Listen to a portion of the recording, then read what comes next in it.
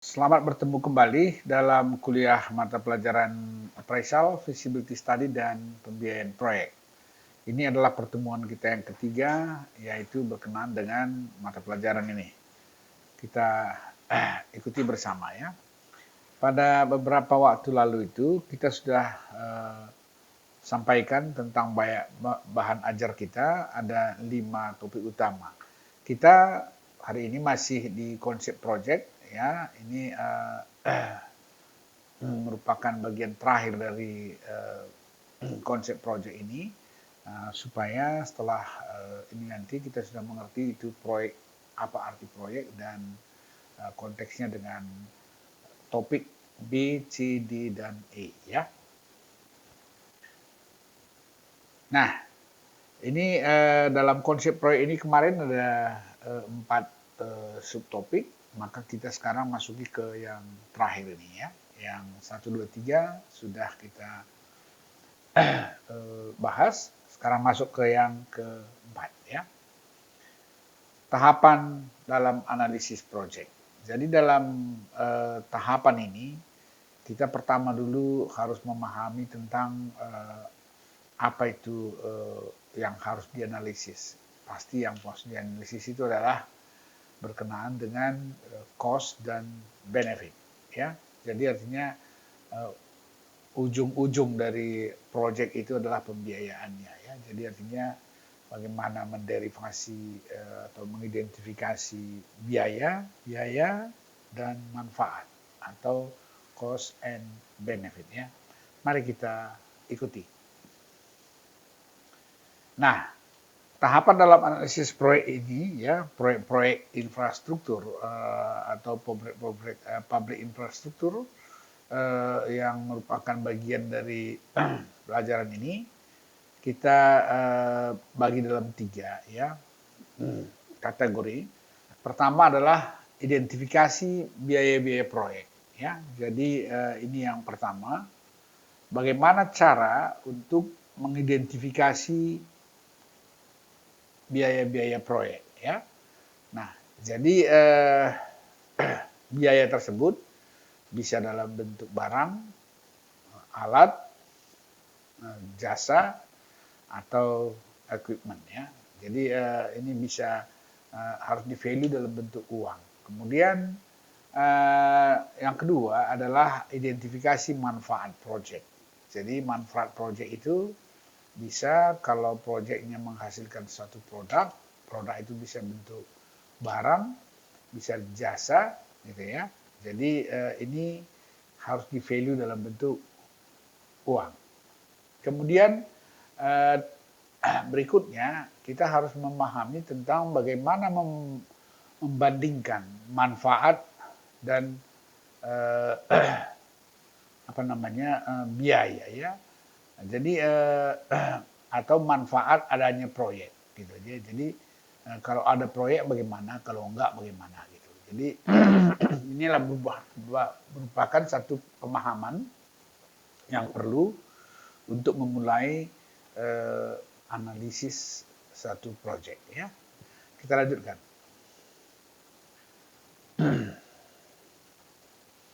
Nah, kita mulai dari identifikasi biaya-biaya proyek. Nah, definisi biaya atau cost project secara sederhana bisa kita sebutkan begini. Cost dalam satu proyek adalah segala sesuatu yang mengurangi suatu tujuan. Nah, jadi artinya mengurangi pencapaian satu tujuan. Jadi segala sesuatu yang mengurangi atau menghambat atau membuat tujuan itu tidak sepenuhnya tercapai atau mengurangi terhadap benefit gitulah ya. Itu disebut namanya cost. Nah, kalau begitu dalam proyek itu kan banyak kali orang berkepentingan ya. Kalau umpamanya petani, secara pribadi dia mungkin berpikir, bagaimana saya harus bekerja supaya saya mendapatkan uang untuk menghidupi keluarga, menyekolahkan anak, bisa untuk berobat dan segala macam. Kemudian kalau orang yang memborong pekerjaan, menyelesaikan pekerjaan irigasi contohnya ya. Itu perusahaan itu berpikir kan ini berapa untungnya sama saya, bagaimana caranya supaya bisa untung lebih banyak supaya besok-besok saya bisa mengembangkan perusahaan ini ke bidang lain gitu. Jadi karena banyak sekali orang yang berkepentingan di dalamnya, maka timbul pertanyaan dalam definisi yang sederhana ini. Cost of project adalah segala sesuatu yang mengurangi suatu tujuan. Tujuan siapa? Nah, itu dia pertanyaannya. Nah, dalam hal ini kita akan bicarakan tentang tujuan perorangan, kemudian tujuan perusahaan atau badan usaha, dan tujuan dari masyarakat secara keseluruhan atau society. Nah, ini yang penting di dalam mengidentifikasi biaya proyek. Itu biaya proyek atas beban siapa gitu ya. Nah, jadi kalau begitu ada perorangan, ada badan usaha, ada society. Nah, untuk inilah kita melakukan analisis proyek supaya kita melihat apa perbedaan di antara tujuan ini ya, tujuan siapa gitu. Artinya mengurangi tujuan siapa gitu ya. Kita lanjutkan. Nah, dalam hal ini ya di sini saya jelaskan tentang cost ya atau biaya ini secara finansial dan secara ekonomi. Nah, ini kemarin dalam kuliah kita sebelumnya sepintas sudah saya jelaskan bahwa pengertian finansial itu adalah kepada perorangan atau kelompok orang atau badan usaha. Kalau ekonomi adalah untuk society. Jadi kalau demikian, kalau kita kembali ke definisi ini tadi, maka ini adalah untuk finansial, ya. Ini adalah untuk ekonomi. Nah, jadi kalau begitu, bagaimana definisi cost dari kedua aspek ini? Karena ini perlakuannya akan sedikit berbeda dibandingkan dengan dibandingkan antara keduanya ya. Nah, sekarang kita lihat apa itu biaya proyek secara finansial. Ini seperti saya katakan tadi, ini adalah untuk perorangan dan badan usaha ya, atau kelompok orang. Pertama, biaya pembangunan proyek itu adalah cost. Jadi di dalamnya termasuk adalah pembuatan survei awal, feasibility study, desain, detail engineering design, kemudian implementasi, pengawasan, semua sampai completion ya, dari mulai identifikasi awal project sampai itu selesai, itu namanya adalah biaya pembangunan atau capital ya, capital cost. Jadi capital cost itu harus di value dalam uang ya, di value dalam uang dan waktu ya. Nanti akan kita bicarakan uang dan waktu ini ya. Kedua, yang termasuk dalam biaya itu adalah biaya operasi dan pemeliharaan. Operasi dan pemeliharaan ini itu kalau umpamanya proyeknya sudah selesai, itu akan dipergunakan atau dioperasikan. Ada proyek yang menghasilkan produk barang, seperti contohnya proyek infrastruktur sarana dan prasarana irigasi. Dia akan menghasilkan produk pertanian seperti mungkin padi, atau jagung, atau buah-buahan dan segala macamnya. Itu namanya dalam bentuk barang. Ada juga dalam bentuk jasa, seperti jalan tol, gitu ya. Itu jasanya adalah jasa transportasi, airport, lapangan udara, pelabuhan laut. Itu semua mungkin yang dihasilkan adalah jasa. Nah, jadi untuk mengoperasikan ini semua, ya, itu diperlukan biaya. Biaya itu biaya operasi dan pemeliharaan semua infrastruktur tadi supaya bisa berfungsi sesuai dengan umur rencananya ya. Kemudian biaya pembayaran pajak. Bagi orang pribadi, perusahaan atau kelompok orang, pajak itu adalah cost karena dia harus keluar dari kasnya ya. Jadi setiap uang yang keluar dari kas atau mengurangi, tujuannya tadi kan adalah keuntungan ya. Kalau mengurangi keuntungan berarti itu adalah cost. Kemudian jasa bunga pinjaman. Kalau dia dalam memakai capital tadi itu menggunakan uang pinjaman, apakah itu dari perbankan dalam dan luar negeri, ini merupakan cost ya. Kemudian pengeluaran untuk zakat, jadi ini adalah social cost biasanya ya. Jadi CSR atau apapun namanya ya, CSR, zakat dan segala macam, kalau itu sifatnya adalah rutin harus dikeluarkan, maka itu adalah cost. Kemudian biaya tak terduga, itu namanya contingencies ya. Jadi ini biasanya akan dimasukkan dalam cost ya sampai sekian persen, rata-rata ya not more than 10% begitu ya. Nah, ini adalah komponen biaya secara finansial. Bagaimana secara ekonomi? Yang pertama sama ya. Yang kedua juga sama. Yang ketiga berbeda. Yang ketiga itu hibah. Hibah langsung atau grant. Kalau hibah itu diberikan oleh katakanlah ya pemerintah kepada satu proyek infrastruktur tertentu. Karena hibah ini itu namanya pemberian, tidak perlu dibayar kan? Maka bagi society sebenarnya itu adalah cost. Kenapa? Karena uang yang diberikan menjadi hibah itu sebenarnya adalah uang dari kumpulan dari pajak, retribusi, pendapatan lain-lain yang sah di negara gitu ya. Jadi itu kalau dia dikeluarkan ke satu proyek itu namanya cost. Tapi kalau hibah ke sini di dalam finansial itu bukan cost, dia dapat uang kan, dia dapat benefit itu. Dia jadi cost.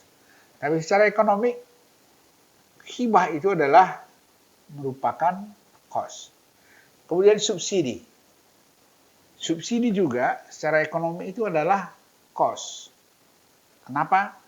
Karena yang mengeluarkan subsidi itu adalah society. Dari uang society. Masyarakat. Jadi subsidi contohnya ya, BBM. BBM tertentu disubsidi. Artinya setiap pemakaian per liter BBM itu masyarakat membayar subsidi sebesar rupiah tertentu. Tapi bagi penggunanya secara perorangan, secara person, bagi dia nggak cost. Makanya kalau sekarang ini kita lihat ada bensin tersedia di dalam premium ya, tersedia di galon, antri orang semua, ya antri semua karena itu dia mendapat subsidi. Nah, subsidi itu cost bagi analisis secara ekonomi ya. Jadi yang mendapat benefit dari subsidi itu adalah orang yang antri beli bensin tadi, tetapi yang nggak antri pun ikut membayarnya kan begitu. Nah itu artinya subsidi. Jasa bunga pinjaman sama, kemudian biaya tak terduga juga sama. Nah, jadi sekarang sudah bisa dilihat ya bahwa setiap proyek infrastruktur, public infrastruktur namanya, kita harus identifikasi ya. Kita lihat yang di sini tadi ya. Ini apa saja biaya-biaya yang dikeluarkan ya untuk proyek, maka setiap biaya tersebut harus dihitung berdasarkan komponen ini ya. Jadi komponen ini biaya pembangunan itu sama seperti saya sebutkan tadi, mulai dari identifikasi proyek, kemudian feasibility study, desain, kemudian DED, kemudian pelaksanaan, pengawasan, itu semua adalah capital cost. Jadi ingat bahwa capital cost itu kadang-kadang dikeluarkan tidak dalam satu waktu bersamaan. Jadi dalam itu disebut dalam proyek ini namanya seperti cash flow ya. Jadi cash flow tahun berapa mau dikeluarkan atau bulan berapa mau dikeluarkan, itu fungsi waktu. Baik, kita teruskan ya.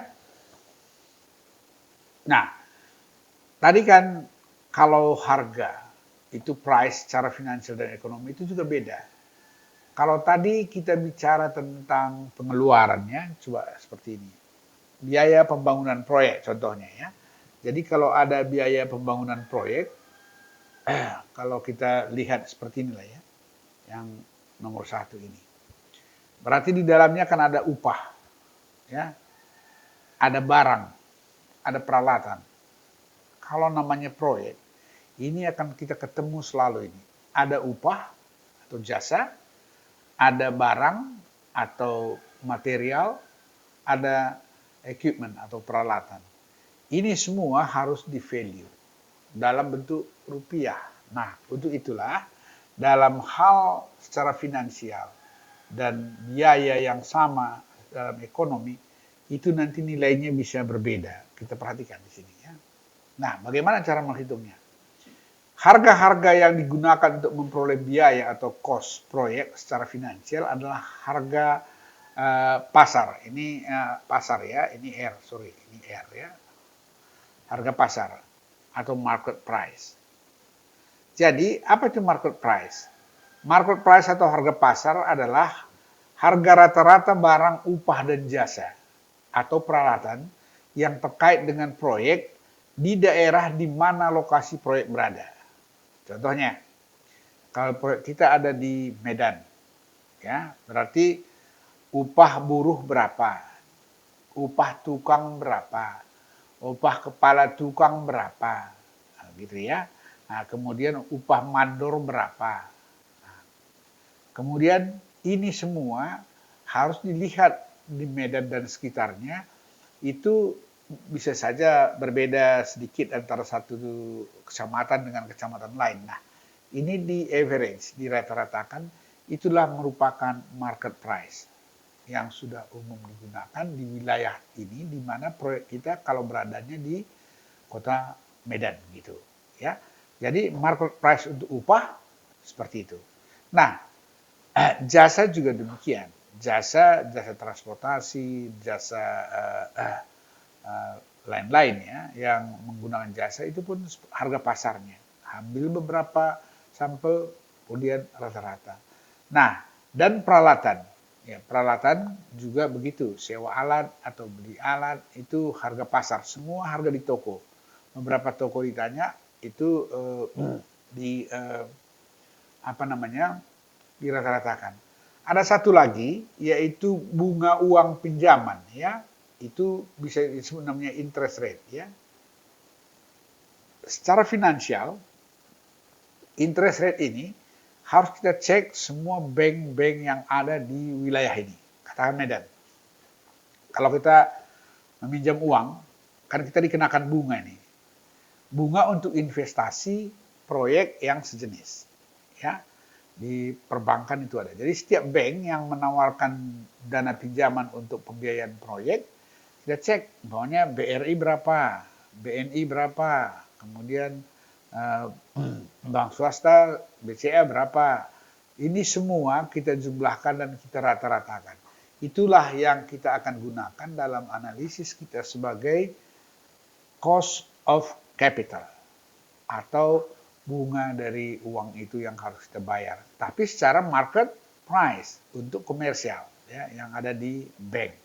Nah, jadi semua yang terkait ini, apakah dia berupa jasa perbankan, upah dari buruh, kemudian peralatan dan material, ini semua digunakan harga pasar.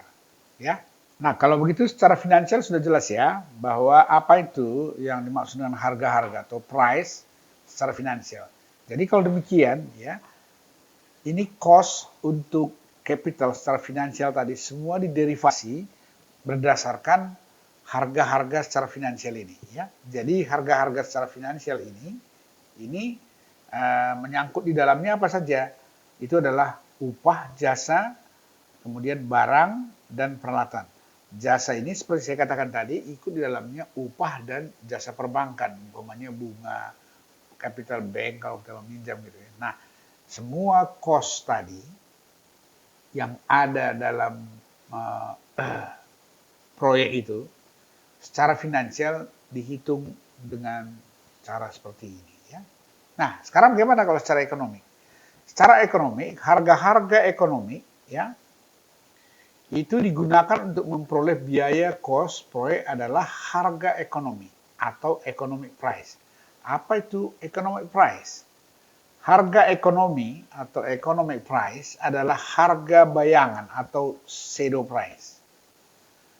Atau juga disebut ada namanya opportunity cost atas barang, jasa, dan peralatan.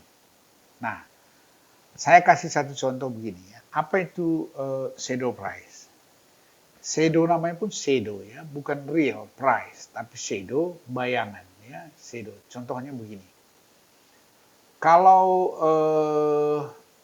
harga katakan ya, harga produk pertanian, saya buat supaya real biar nampak ya.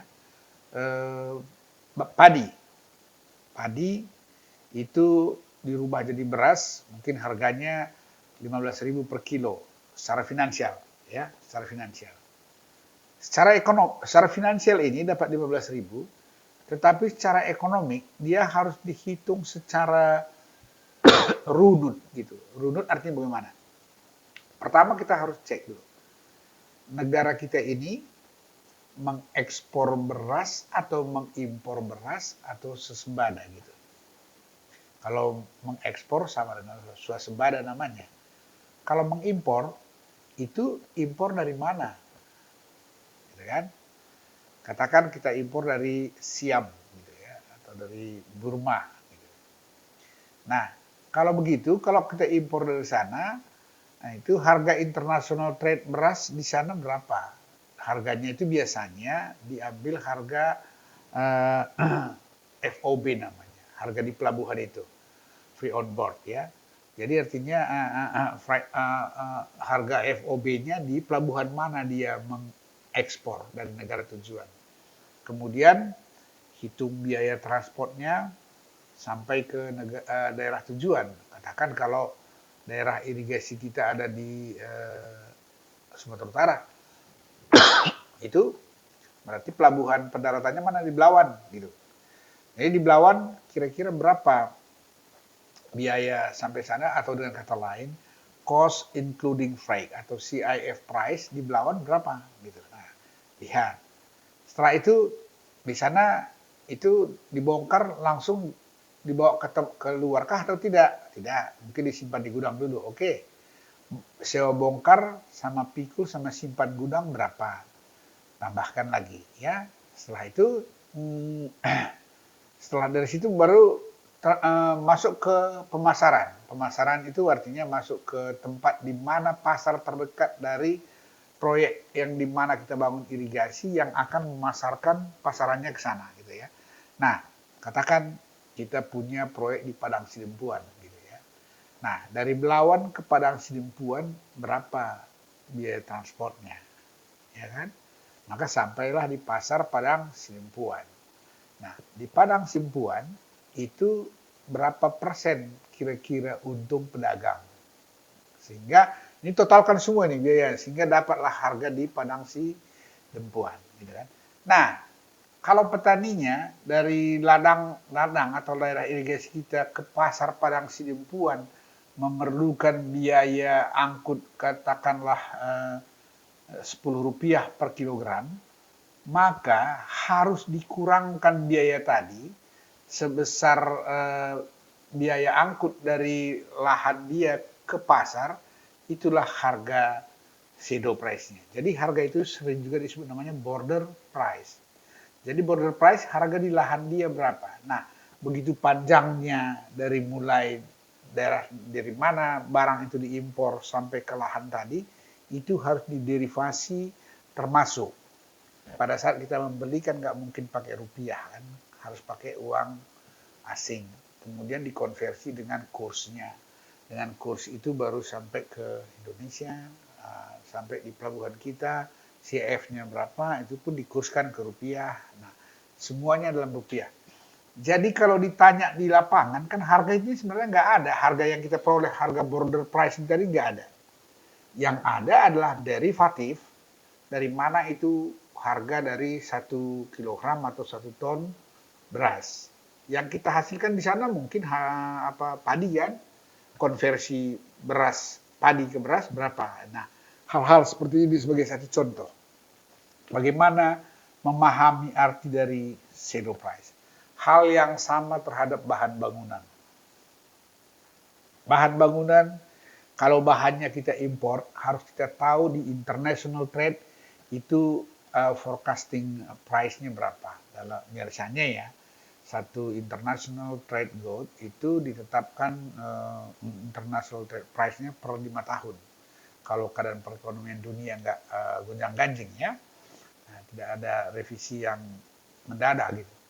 Nah, itu namanya shadow price. Jadi saya kasih contoh tadi itu adalah berlaku untuk semua barang yang involved di dalam proyek. Hal yang sama untuk barang yang diekspor. Kalau barangnya diekspor, berarti kita mulai dari FOB pelabuhan kita. Dari mana kita mengekspor barang itu, baru derivatif tarik lagi ke belakang sampai ke border price-nya. Ya. Nah, itu namanya shadow price. Kemudian ada namanya opportunity cost. Ini pun perlu dipahami apa itu opportunity cost. Opportunity cost itu artinya adalah harga peluang. Saya kasih contoh sederhana ini diupah biasanya ya, diupah. Contohnya begini.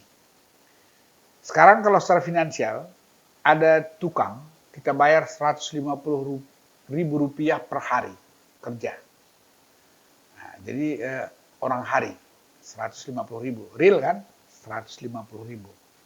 Tapi secara ekonomi bukan 150.000. Berapa dia? Opportunity-nya untuk mendapatkan 150 per hari itu berapa persen gitu. Umpamanya, 1 tahun 365 hari. Potong minggu 52 mungkin sekitar 300 hari lah kita buat. Dalam 300 hari itu, dia hanya punya peluang bekerja karena dia bukan skill gitu ya. Itu dia hanya bekerja 200 hari. Nah, berarti opportunity cost-nya berapa? 200 per 300 kali 150.000. Ini pun namanya adalah harga ekonomi atau harga bayangan atau harga opportunity. Jadi kalau kita menganalisa harga 1 meter kubik beton gitu umpamanya kan. Di sana kan ada komponen upah. Kalau di sini masukkan 150.000 rupiah, kalau di sini 200 per 300 kali 150. Kan beda nanti hasil akhirnya. 1 meter kubik beton secara ekonomi dan 1 meter kubik beton secara finansial. Nah, ini yang nanti akan kita bicarakan secara lebih lanjut dalam pertemuan berikutnya. Tetapi secara garis besar dulu untuk persiapan untuk analisis proyek ini saya berikan pemahaman ini sehingga biaya cost capitalnya bisa disusun secara seksama dalam fungsi waktu dengan mengalihkan volume dengan unit price dari semua item kegiatan dalam pembangunan atau pembuatan satu proyek infrastruktur. Nah, biaya operasi dan pemeliharaan sama, ya. Karena biaya operasi dan pemeliharaan, operasi ada perlu material, perlu tenaga orang, sama, ya. Biaya pajak, pajak ini hanya ada di finansial, di ekonomi nggak ada, ya. Itu tidak ada pajak di sana, karena pajak itu bagi finansial itu adalah benefit.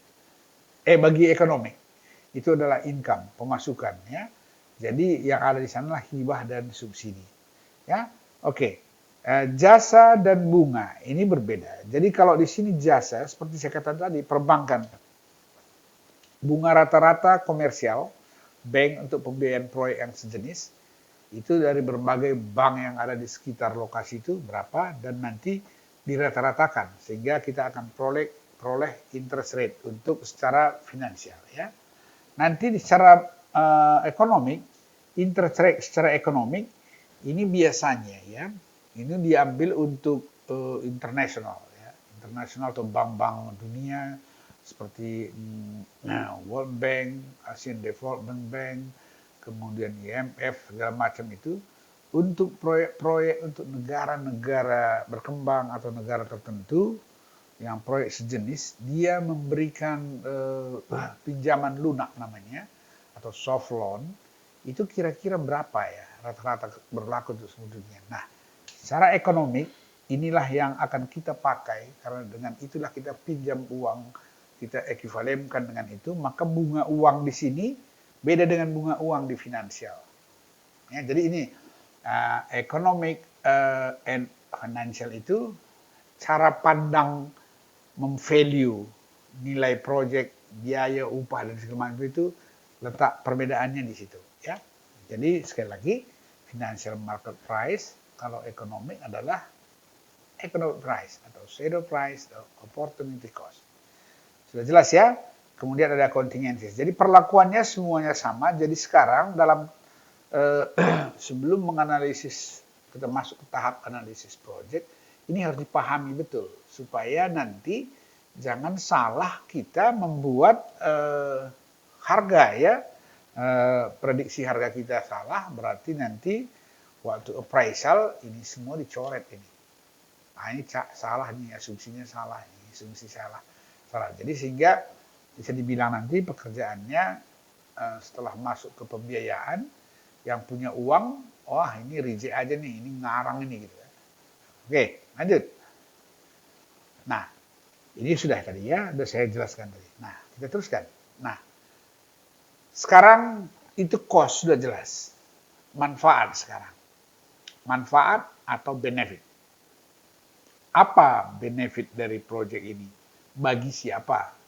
Ya kan, tujuannya benefit itu untuk siapa? Sama seperti tadi. Bisa perorangan, badan usaha, atau society. Jadi kalau ini adalah finansial, ini adalah ekonomi. Sama ya.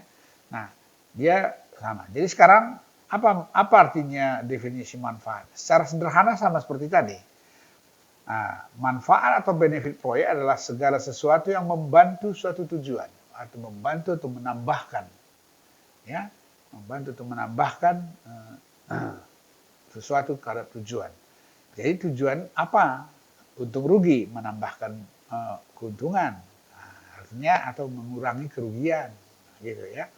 Nah, jadi untuk siapa? Kalau umpamanya investornya personal terhadap orang itu, kalau perusahaan termasuk BUMN ya, berarti perusahaan itu. Tapi kalau society itu masyarakat secara keseluruhan, ya. Oke. Jadi juga tersebut ekonomi. Kita lanjutkan. Nah, sekarang manfaat benefit proyek secara finansial dan ekonomi sama lagi seperti yang tadi kan. Ada manfaat secara ekonomi, ada manfaat secara ekonomi. Nah, kalau secara finansial atau ekonomi, yang pertama ini sama ya. Itu produk yang dihasilkan kali harga pasar. Ya. Atau tarif atau retribusi kalau untuk jasa. Ya. Umpamanya kita membuat satu proyek air bersih. Itu kan ada tarifnya. Kalau pemakaian sampai 50 meter kubik per bulan sekian, kalau 100 sekian, itu namanya progresif tarif. Jadi berarti produknya dikalikan tarif. Nah, kalau produknya seperti tadi beras, ya per kilo berapa? Gitu. Tapi harganya apa? Harga pasar. Ya, tetap sama. Sekali harga pasar di finansial waktu menderivasi cost sudah digunakan, itu juga dipakai untuk ini, termasuk produk ini. Ya, oke. Nah, kalau secara ekonomi sama, tapi dia pakai apa? Pakai shadow price atau opportunity cost untuk benefitnya. Kalau dia produk, ya.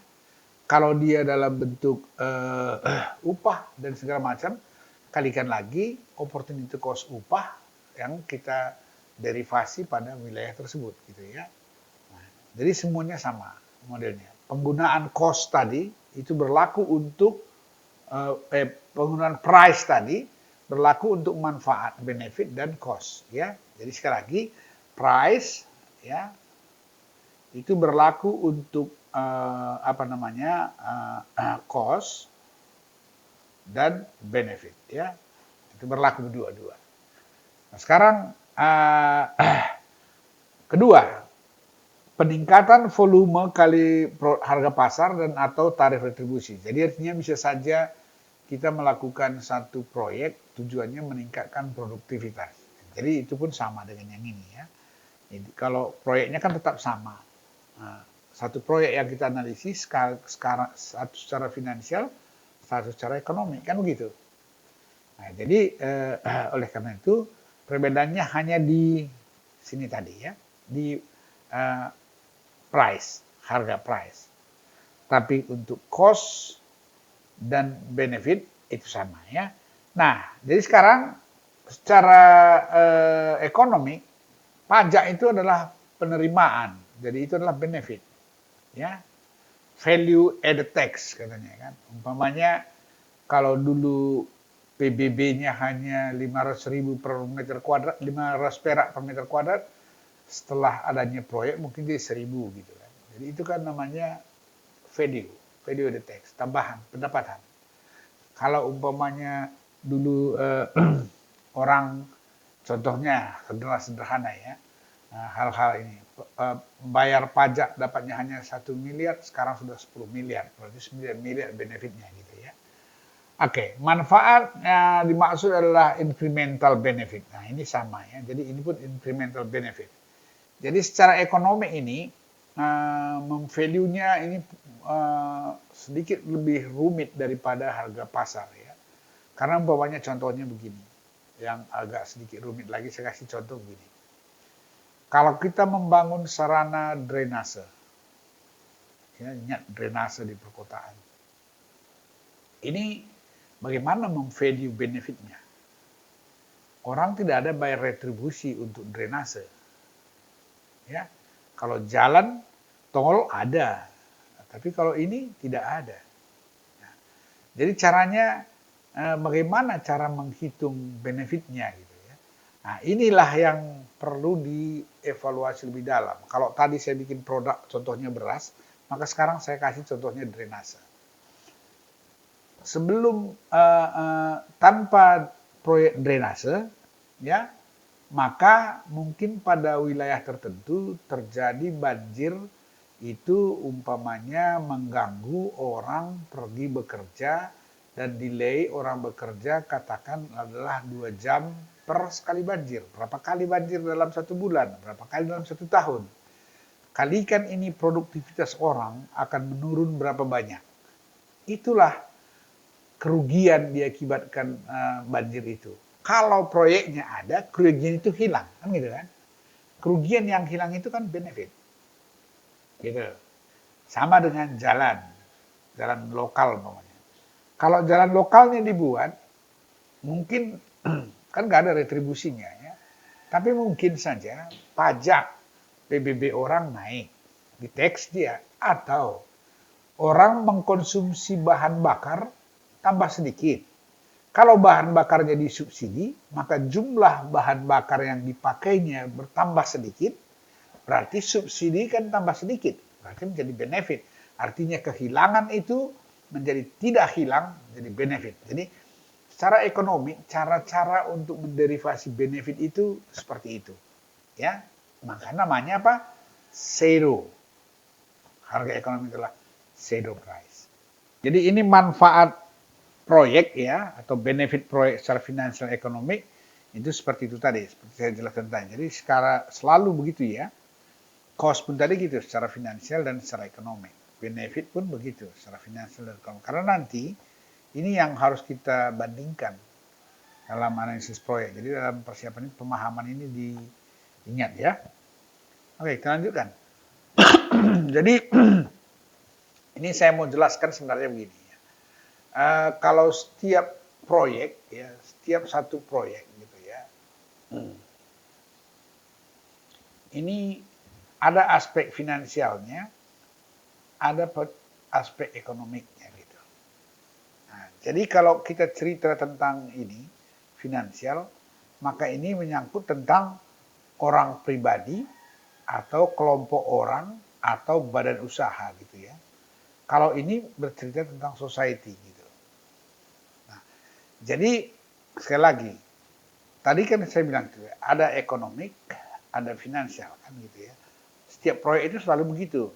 Ada proyek finansial, ada secara finansial ekonomi. Nah, di sini yang perlu diingat dalam persiapan proyek kita ini adalah ingat selalu bahwa ini adalah shadow price, dasar menentukan cost dan benefitnya atau opportunity cost ya.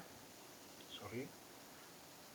Opportunity cost untuk menentukan opportunity price ya. Opportunity cost itu artinya untuk menghitung biaya dan benefit.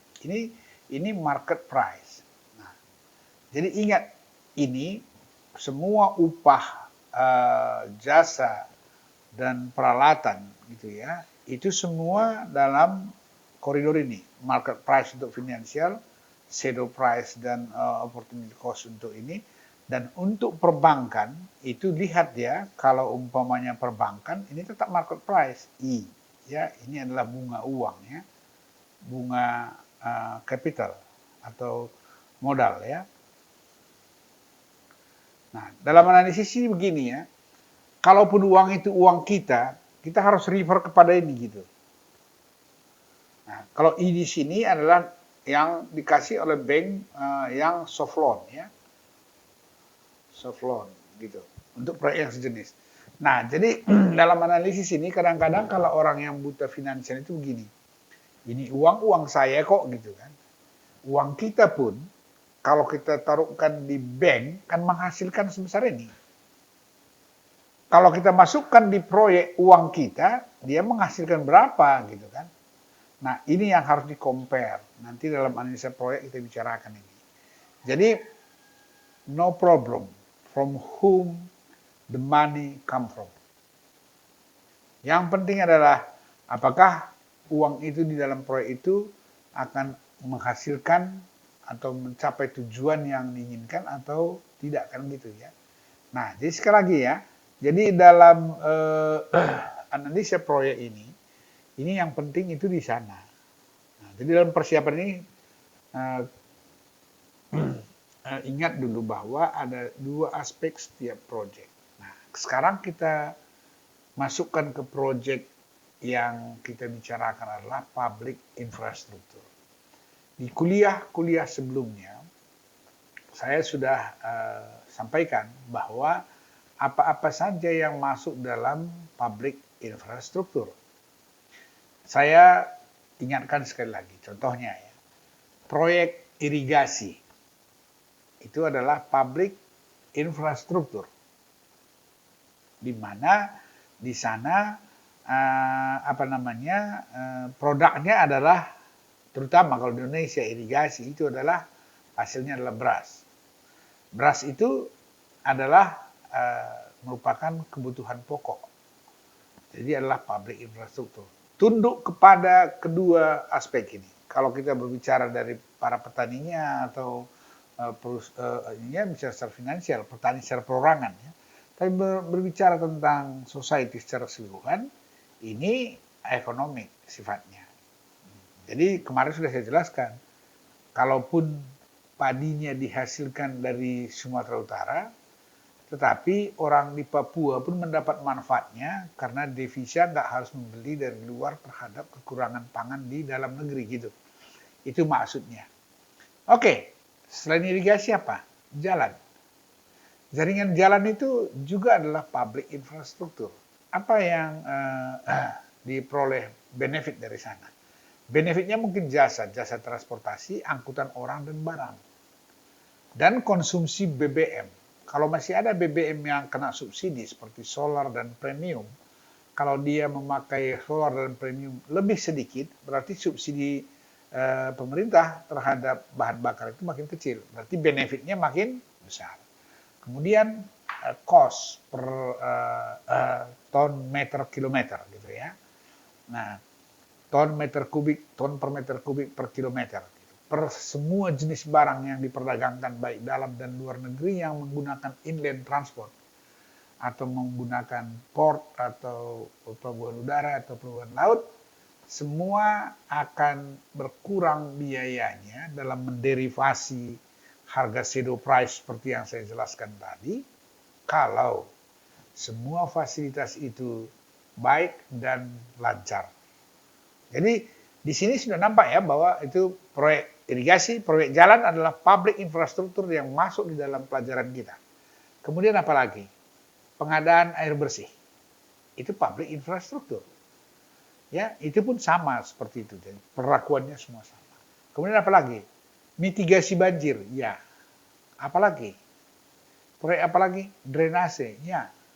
Masuk di situ. Sanitasi, air limbah. Ya. Dan inilah yang harus kita analisis dalam pelajaran ini, dalam aspek finansial dan ekonomi. Nah, kita teruskan. Nah, ini dalam manfaat ya, artinya untuk benefit ini perlu dipahami definisi ini ya. Manfaat project adalah incremental benefit, yakni selisih antara benefit with project dan without project. Nah, ini pengertian ini harus saya jelaskan dulu supaya ada pemahaman yang sama dulu ya. Nah, untuk ini dalam pendekatan ini with project dan without project itu berbeda dengan terminologi after project and before project. Nah, ini sebenarnya kalau bahasa Indonesianya di atas dengan dan tanpa, di bawah sebelum dan sesudah gitu ya. Jadi ada dua terminologi yang berbeda. Dalam analisa atau analisis finansial atau ekonomi nanti yang kita lakukan terhadap semua proyek, yang kita gunakan adalah yang pertama ini ya. Adalah selisih incremental benefit antara with and without project. Kenapa?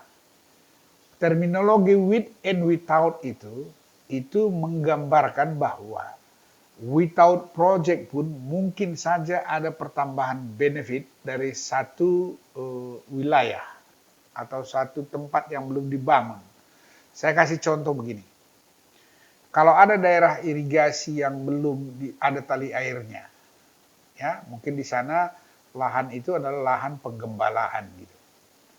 Jadi kalau makin lama, makin pintar orang menggembalakan, memanfaatkan lahan itu, berarti setiap tahun, artinya keterampilan orang yang menggembalakan ternak itu makin pintar, maka hasilnya per 1 hektar lahan itu bisa meningkat dari tahun ke tahun.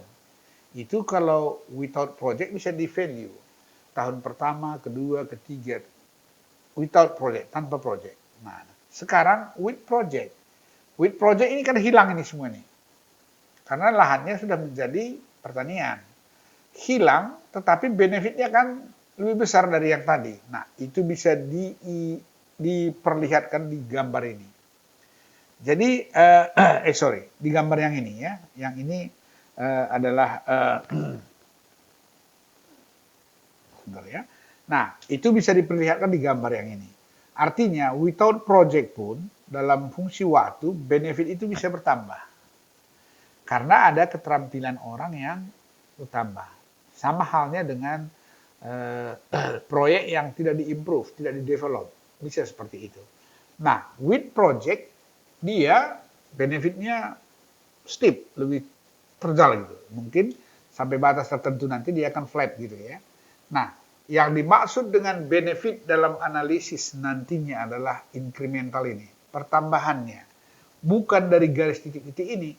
Kalau after and before, ya, ini dia langsung after dan before, before-nya itu dianggapnya flat, sehingga satu besaran bahwa ini terus. Jadi dia nggak mengantisipasi tentang adanya kemungkinan peningkatan without project, tanpa ada project. Jadi kita bicara dalam analisis proyek kita, dalam proyek infrastruktur ini, kita nanti berbicara dengan memvalue ini.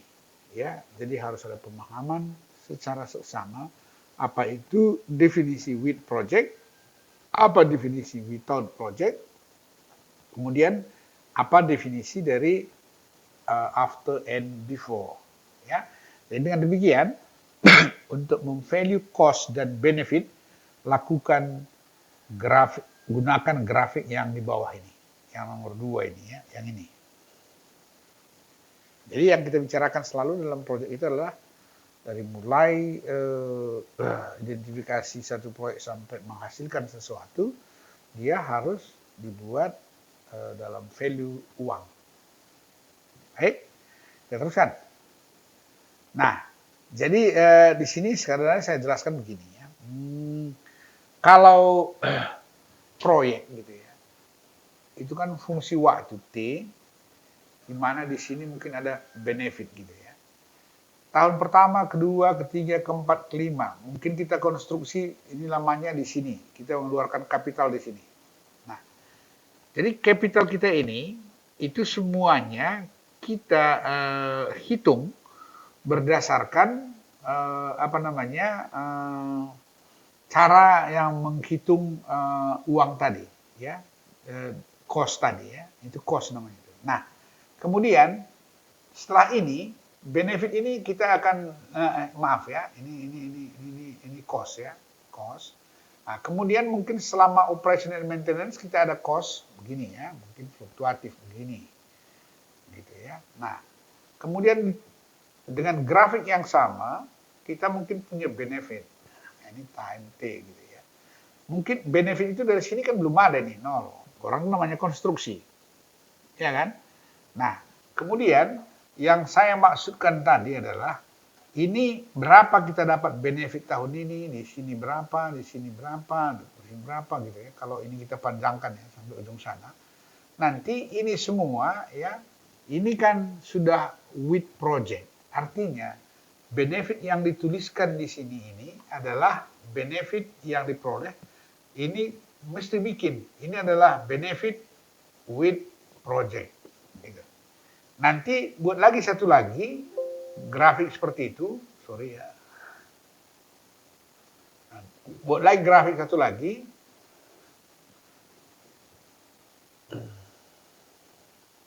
Yang menggambarkan benefit dan time without project gitu ya.